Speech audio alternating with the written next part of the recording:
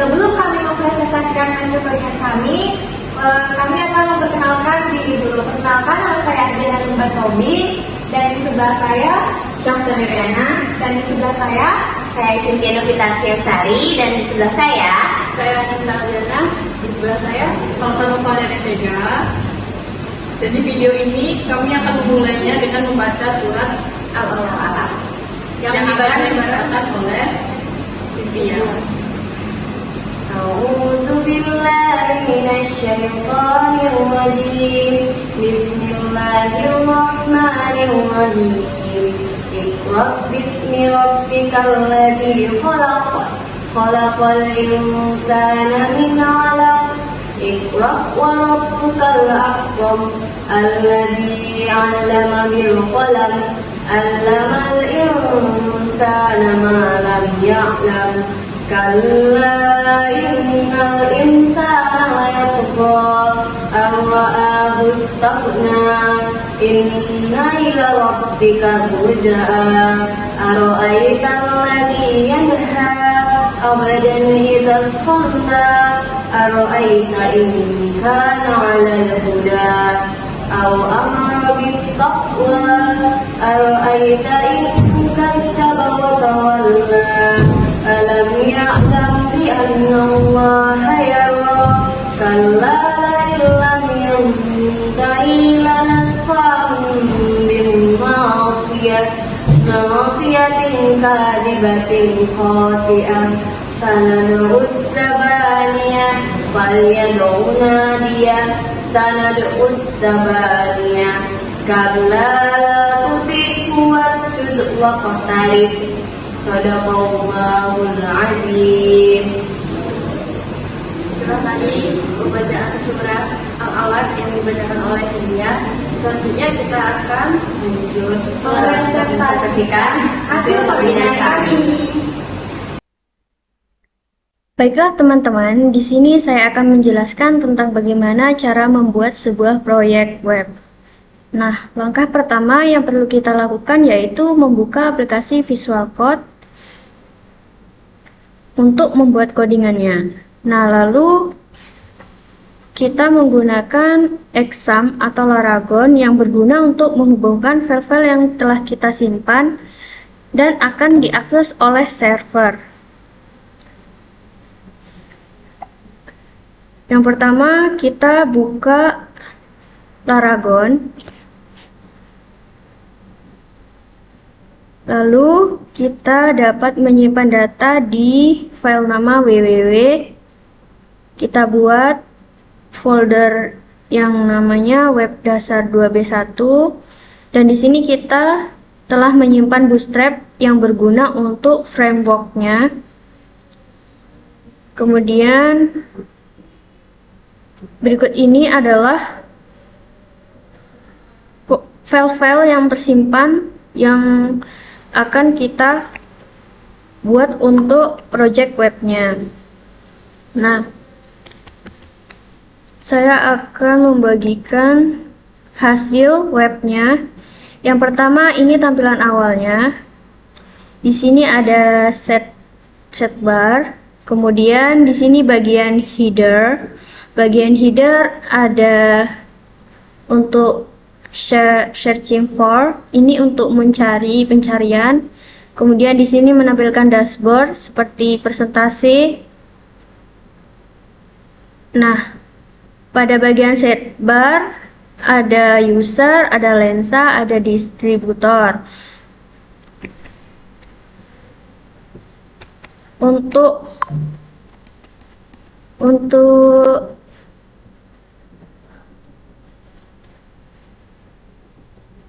Untuk membuat tampilan awal, kita dapat mengubahnya atau menamakan filenya yaitu konten.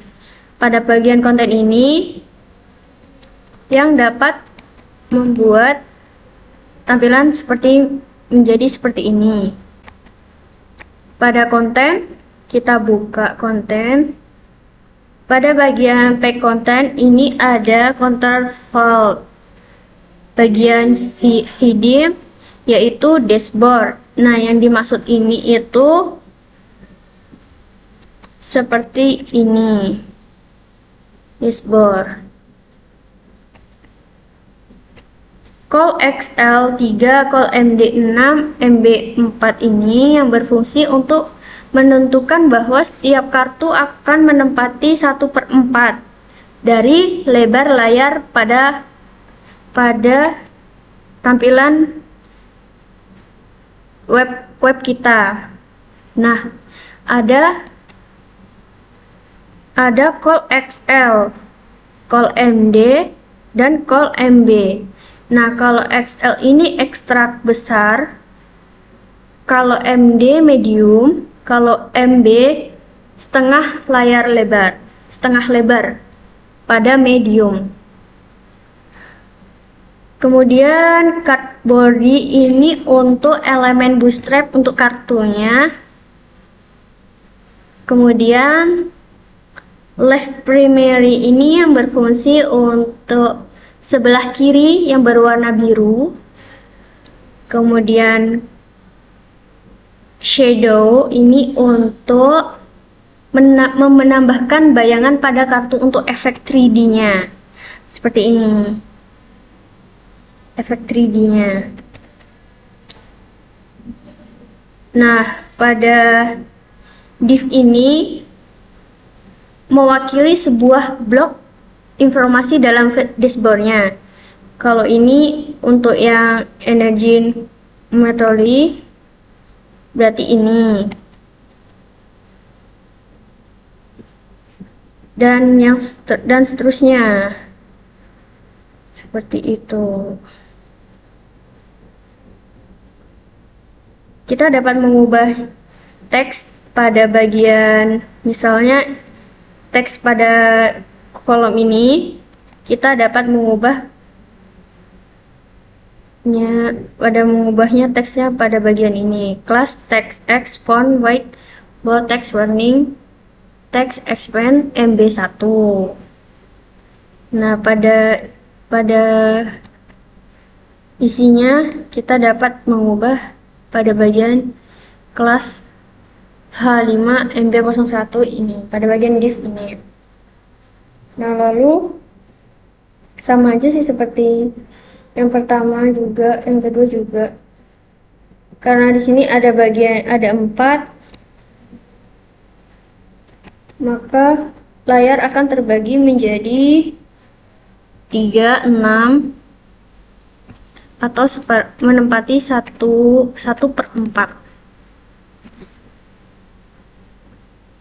Selanjutnya, baiklah, itu saja yang dapat saya jelaskan. Selanjutnya yang akan dijelaskan oleh teman saya. Terima kasih. Baiklah, di video kali ini kita akan membahas base URL PHP dan koneksi PHP. Base URL PHP sendiri merupakan sebuah fungsi yang digunakan untuk memanggil URL utama atau alamat utama dari URL tempat linknya tersimpan. Di sini terdapat localhost web dasar 2b1 project web 086. Kenapa demikian? Karena ketika kita melakukan codingan, kita menyimpannya di folder tersebut seperti ini, project web seperti ini. Nah, di folder web dasar 2b1 ini terdapat folder juga project web 086, dan di dalam folder tersebut terdapat seluruh codingan yang telah kita buat. Nah, berikutnya adalah untuk koneksi. Koneksi ini merupakan tempat kita untuk membuat koneksi memanggil database ke PHP. Nah, di sini terdapat inisialisasi variabel. Yang pertama adalah server name localhost. Ini tuh untuk menyimpan nama server yang digunakan untuk koneksi ke database. Kenapa localhost? Karena tempat server kita, berarti server database berada di komputer yang sama dengan server PHP yang digunakan. Dan di sini adalah root. Root ini merupakan default dari MySQL yang berguna untuk menyimpan nama pengguna untuk database. Dan di sini adalah password dikosongkan dan DB name ini adalah DB Project Web 086. Dan kenapa namanya DB Project Web 086? Karena ketika kita membuat database, kita membuat dengan nama DB Project Web 086, sehingga ketika kita ingin memanggil database tersebut, kita harus menuliskan nama database persis sama. Dan di sini adalah ada perintah untuk membuat koneksi dengan menggunakan objek baru dan terdapat argumen yang ada. Argumennya adalah localhost, root, password, dan DB Project Web 086. Dan di bawahnya merupakan codingan untuk memeriksa koneksi. Apabila koneksi error, maka dia akan gagal. Dan apabila koneksinya berhasil, maka dia akan berhasil. Oke, baiklah, sekian dari saya. Untuk codingan berikutnya akan dilanjutkan oleh teman saya. Baiklah, di sini saya akan melanjutkan penjelasan dari codingan yang telah kami buat dari interface website yang telah kita pelajari selama 1 semester ini. Nah, penjelasan yang akan saya jelaskan dimulai dari user, codingan user, lensa, dan distributor. Nah, di sini di dalam user ada data user, ada tambah user, di dalam lensa ada data lensa, tambah lensa, dan distributor juga sama halnya ada di data distributor dan tambah distributor. Nah, kita mulai saja dari data user karena hampir dari semua button lensa, distributor, user dalamnya itu adalah juga sama isinya, tetapi mungkin beda dalam kebutuhannya saja. Karena di data lensa mungkin kita akan mengisi data lensa, sedangkan di user kita akan mengisi data user.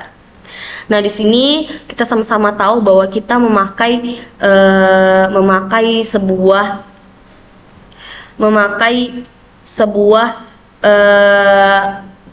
template.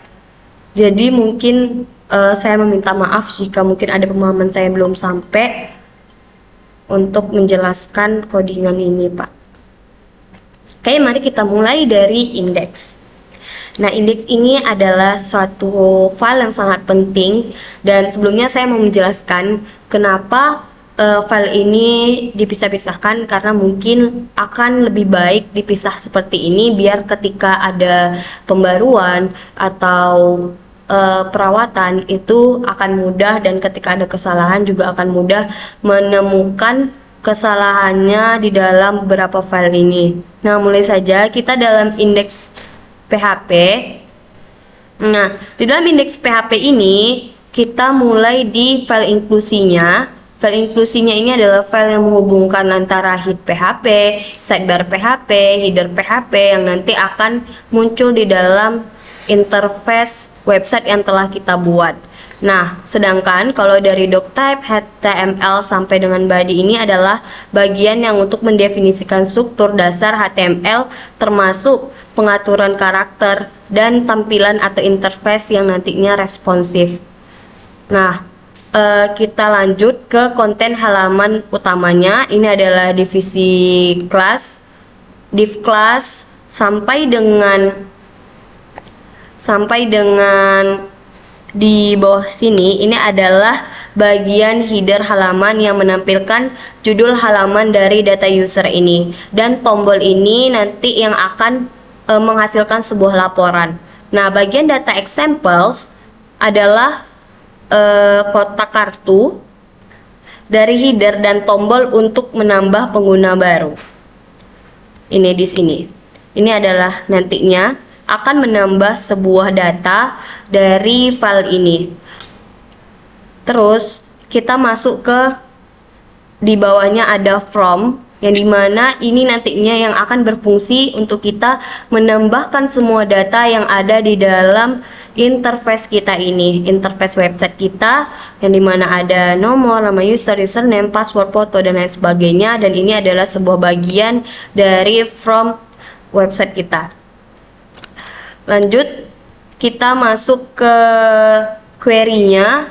Query-nya ini berfungsi, query ini kita ambil dari database-nya, yang dimana berfungsi nantinya otomatis ketika kita menambahkan data ataupun memilih data yang ada di dalam interface website, akan otomatis juga keubah atau keupdate dalam sebuah database, atau bisa tersimpan di sebuah database. Nah, di dalam indeks PHP ini ada yang namanya edit data, proses yang dimana nanti berfungsi untuk mengedit dan memproses dari semua hal yang kita lakukan atau aksi yang nanti kita lakukan di dalam interface. Terus di sini juga ada delete. Di sini berfungsi untuk aksi delete, yang dimana ketika kita mengklik delete nantinya yang di sini akan otomatis timbul notif, yang dimana notifnya itu di sini kami berisi yakin mau dihapus. Nah, dari situ. Nah, sedangkan di sini kita masukkan proses PHP karena apa? Karena semua hal file ini atau codingan ini akan berkesinambungan dengan yang namanya file proses PHP.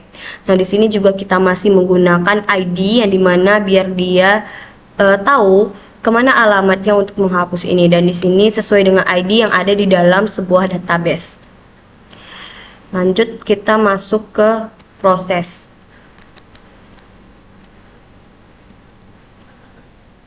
Nah, untuk proses ini sama halnya di atas ini ada yang namanya semua file, ada yang namanya include atau inclusive file, yang dimana file di dalam proses PHP akan dikirimkan ke dalam file koneksi PHP. Nah, di sini ada yang namanya if iset post simpan. Ini adalah adalah codingan yang mengecek apakah from yang disubmit dengan nama simpan akan masuk ke dalam sebuah database atau akan tersimpan dan tidaknya. Nah, di sini ada juga query yang diambil dari database, insert into, sesuai dengan tabel yang ada di database yang kita buat, sesuai dengan interface website yang kita buat juga. Dan di dalam proses PHP ini adalah file yang bekerja untuk memproses semua dari file tambah user, edit, sama delete. Nah, di dalam proses PHP ini strukturnya ada inclusive file, ada check submit atau simpan, yang dimana dia memastikan apakah memang file itu, data itu memang tersimpan ataupun tidak. Lalu juga ada edit untuk mengedit data yang telah kita buat, dan yang terakhir ada delete, yaitu untuk menghapus data. Dan di sini semuanya sama, query-nya diambil dari database. Lanjut, kita masuk ke tambah user, edit, dan delete. Nah, ini adalah file yang dipisah-pisah karena ketika ada mungkin kesalahan, kita bisa memperbaikinya dengan mudah. Sama di sini tambah user. Nah, di sini kita masuk dulu mungkin ke delete. Setelah kita masuk proses dan indeks, kita masuk ke delete. Tombol ini yang di atas ini adalah tombol yang berfungsi untuk menghapus data dari interface website yang telah kita buat. Nah, ini adalah tombolnya atau buttonnya, dan ketika tombol itu diklik dengan ID delete modal yang sesuai dengan ID user yang ada di dalam database, maka akan otomatis ke delete. Nah, tombol ini menggunakan juga kelas Bootstrap untuk gaya tombol seperti btn danger dan lain sebagainya. Dan untuk yang di bawahnya, ini adalah modal untuk konfirmasi apakah memang ingin di-delete apapun tidak, dan akan nanti timbul notif yakin mau dihapus. Lanjut, kita ke edit data PHP.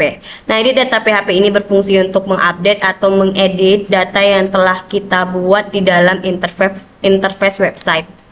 Nah, di edit ini kita juga ada formulir edit data user, yang dimana berfungsi nanti di interface websitenya untuk mengedit dari interface website ini datanya untuk diedit.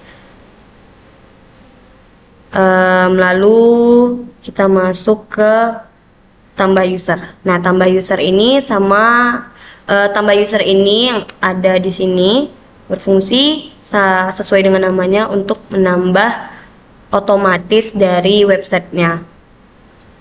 Langsung saja, mari kita coba. Sini ada tambah user. Nah, kita bisa masukkan nama usernya, username-nya, dan passwordnya.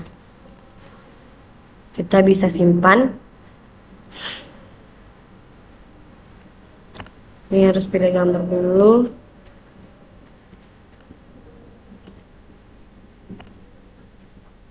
Nah, di sini udah otomatis ke simpan atau udah otomatis ke ditambah.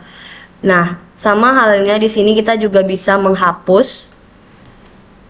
Nah, otomatis tadi data sudah terhapus. Nah, dan sama halnya juga ditambah lensa. Sini juga kita bisa menambahkan.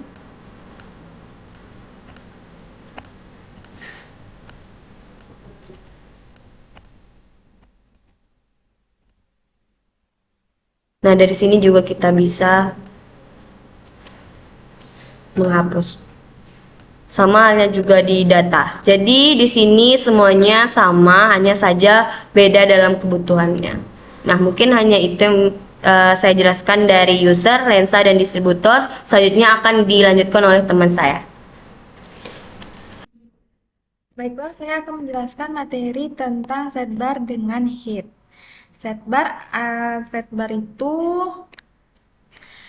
bagian dari tata letak sebuah halaman website yang berada di sebelah kiri. Contohnya tuh seperti ini. Ini setbar karena dia posisinya ada di sebelah kiri. Biasanya dia terletak antara sebelah kiri sama sebelah kanan. Biasanya setbar ini berisi tentang tambah user, tambah lensa, sama tambah distributor. Habis itu codingannya seperti ini. Ini bisa kita lihat ada div. Div itu mengelompokkan elemen menjadi suatu kelompok. Nah, seperti kayak ini div class, kelas, base URL, distributor, data distributor. Nah, ada data user. Bisa kita lihat ya. Nah, yang ini, yang pencarian ini juga bisa disebut dengan setbar. Karena setbar itu tata letak halaman. Jadi ini tata letaknya juga. Terus kita lanjut ke hit. Hit itu berisi informasi dasar tentang seperti distributor, kayak data distributor. Ini termasuk hit. Terus data lensa termasuk hit juga. Terus data user juga termasuk hit. Nah, ini codingannya. Di sini kita pakai template juga. Terus hit ini juga ada base URL-nya juga. Terus kita pakai bootstrap juga biar berwarna. Terus kita pakai koneksi supaya dia tersambung untuk memanggil untuk kayak data user, data lensa, sama data distributor.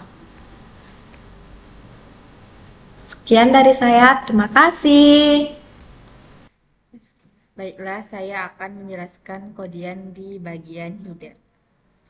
Jadi, header itu adalah bagian atas sebuah web yang biasanya berisi informasi seperti judul, logo, halaman navigasi, dan atau informasi lainnya yang relevan dengan isi dokumen atau situs web yang sedang kita buat. Di dalam header itu terdapat div. Div itu ialah div itu mengelompokkan elemen menjadi sebuah bagian seperti yang kayak gini. Ini kayak di bagian sidebar, ini header,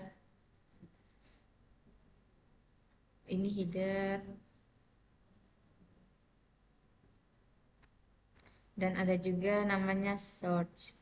Source itu tempat di mana kita meletakkan link atau sebuah alamat seperti kita ingin menambahkan foto di halaman web kita atau lain-lainnya.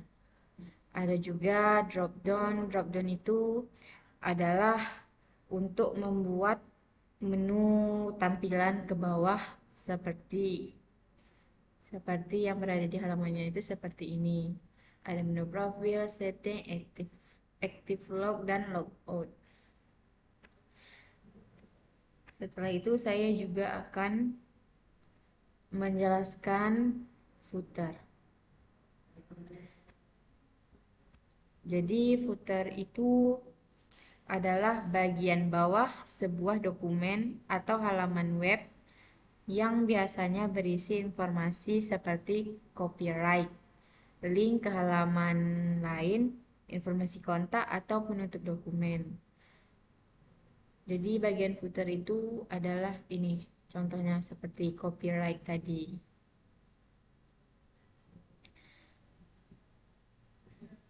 Di footer juga memiliki div untuk mengelompokkan elemen masing-masing di bagiannya. Dan ada juga base URL untuk menghubungkan template-nya itu ke search yang tadi. Kita search untuk kita meletakkan alamat yang ingin kita tuju. Baiklah, terima kasih. Oke, baiklah, kali ini saya akan menjelaskan tentang login. Di login ini bakalan ada dua inputan. Yang pertama adalah username dan yang kedua adalah password. Login merupakan tempat autentikasi sebelum kita masuk ke sistem atau ke website. Nah, untuk membuat login ini, sebelumnya kita harus membuat foldernya terlebih dahulu di Laragon, di mana kita menyimpan project kita, project web 086. Kita akan membuat folder ini dengan di dalamnya ada dua file PHP. Yang pertama ada index.php dan kedua adalah proses login. Nah, untuk contoh inputannya, kita kali ini akan menggunakan username dan password yang telah kita masukkan sebelumnya di database. Kali ini kita akan membuat contohnya di username SS Naulia dan password Salsa. Yang berikut adalah contohnya. Ini username-nya dan ini passwordnya. Nah, apabila berhasil masuk ke web, maka login kita berhasil. Namun apabila tidak, maka dia akan mengalami error. Nah, kali ini kita akan membahas tentang bagaimana codingan kita untuk membuat login ini.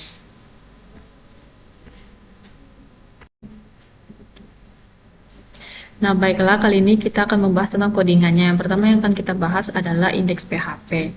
Di dalam index.php ini terdapat codingan yang akan membentuk tampilan seperti ini. Nah, pertama kita akan jumpa dengan div class card. Ini maksudnya adalah kita akan membuat tampilan login membentuk seperti card seperti ini. Nah, yang kedua adalah H1 class H4 text gray ini adalah membentuk tulisannya. H1 ini merupakan untuk tempat tulisannya seperti ini login yang berwarna gray atau abu-abu. Nah, untuk berikutnya adalah kita dapat di sini adalah div class form group. Nah, ini nih kayak bentuk form gitu, maka dia akan menampilkan seperti ini, dua form seperti ini. Nah, di dalamnya itu kita dapat memasukkan labelnya dan input type-nya. Karena kita di sini akan menginput username yang notabene adalah teks, maka kita memasukkan di sini input type-nya adalah teks. Nah, untuk name-nya kita di sini juga menulisnya dengan yang sama, username plus placeholder-nya username. Placeholder-nya di sini dimaksud adalah ini, seperti tulisan ini yang bayangan di sini, ini namanya adalah placeholder. Nah, untuk berikutnya sama seperti sebelumnya, di sini kita ada label untuk password. Nah, untuk label password ini, karena tipe password itu adalah rahasia, maka kita akan membuatnya di sini adalah button type-nya adalah submit. Salah, maksudnya input type-nya adalah password. Ini membuat password ketika kita mengeklikkan password, maka dia tidak terlihat oleh orang umum. Seperti itu. Nah, untuk buttonnya sendiri, button type submit, itu maksudnya adalah jenis buttonnya seperti ini. Nah, dan untuk warnanya itu adalah di sini button primary ini merupakan warnanya. Dan terdapat tulisan login seperti ini. Nah, untuk berikutnya kita akan membahas tentang proses loginnya. Di proses login ini kita akan menemukan beberapa codingan yang digunakan untuk melakukan prosesnya. Yang pertama kita akan membuat di sini ada session start, habis itu kita memanggil koneksi juga di sini, dan juga kita menggunakan head juga di sini.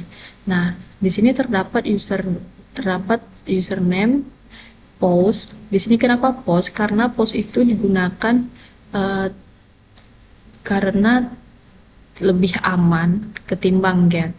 Nah, dan juga untuk mode post ini dikirim.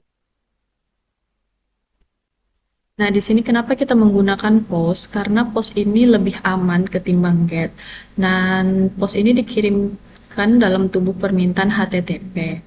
Dan untuk kerahasiaannya juga lebih terjamin karena nama pengguna atau username-nya ini dan password-nya ini tidak terlihat di URL-nya secara langsung. Dan berikutnya di sini kita dapat menemukan SQL query-nya, dan nah, SQL query-nya ini berfungsi untuk perintah untuk memanggil TBL user, di mana username itu terpanggil tuh username dan password ini. Dan untuk berikutnya adalah kita di bawahnya itu dapat kita temukan adalah ini session ini. Session ini sendiri merupakan session ini digunakan untuk menyimpan informasi yang kita gunakan sebelumnya di web. Dan untuk keamanannya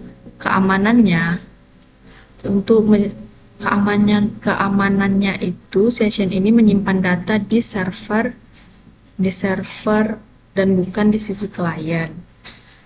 Nah, untuk berikutnya di sini kita meletakkan alamat yang akan kita tuju. Maka ketika kita melakukan login dan ketika kita menginputkan username dan passwordnya di login, maka akan memanggil link. Apabila benar, maka akan memanggil link di bawah ini seperti ini. Baiklah, sekian dari saya. Terima kasih telah menonton. Assalamualaikum warahmatullahi wabarakatuh.